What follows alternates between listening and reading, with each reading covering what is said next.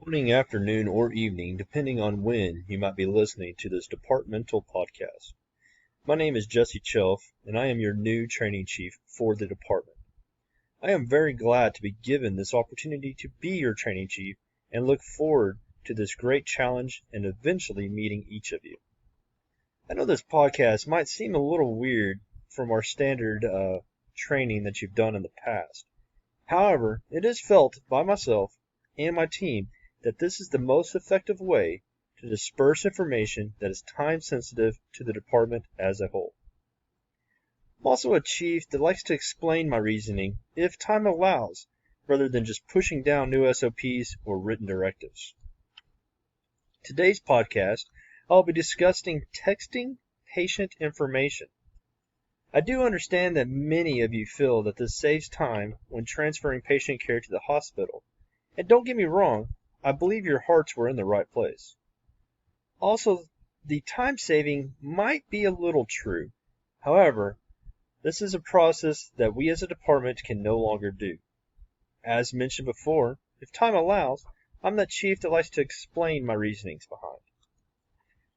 See, health information such as diagnosis, treatment information, medical test results, and prescription information are just some of the considered protected health information under HIPAA.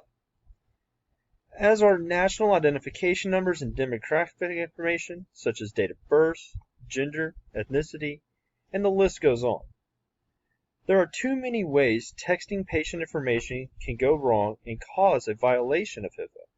Besides the fact releasing the patient's personal identification information, or PII as you might know, can be very detrimental to our patients.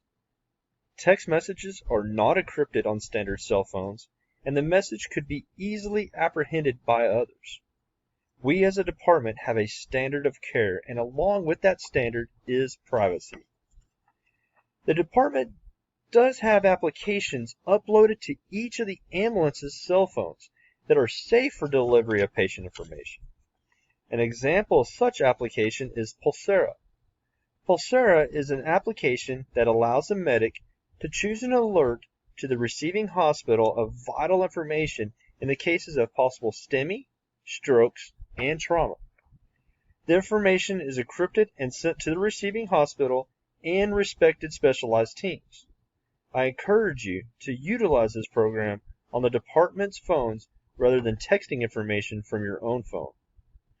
I also would like to pass down that the department's LifePack monitors have been equipped with a function to send EKGs and vital signs to the receiving hospital with just the click of a button.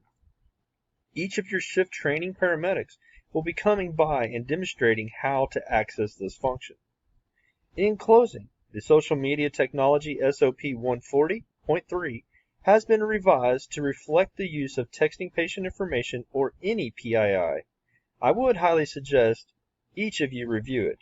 Also this month, Target Solutions, there will be a CE class over HIPAA, just to give you a heads up. I mean, come on guys, I'm a chief. You knew that there was going to be more than just a podcast for this training. But in all seriousness, I do want to say thank you. It is a great honor to be your training chief, and I look forward to this challenge.